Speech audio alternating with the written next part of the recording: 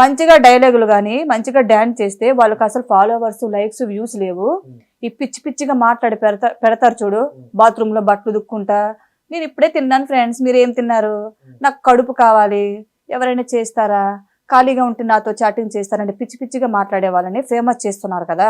So వాళ్ళకి followers likes views ఉన్నాయి, మంచి పద్ధతిగా చేసే వాళ్ళకి ఏం లేవు.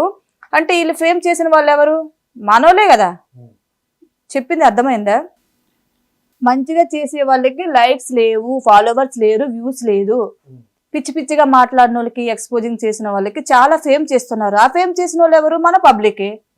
అంటే ఈ పబ్లిక్ ఇవి నచ్చుతున్నాయా?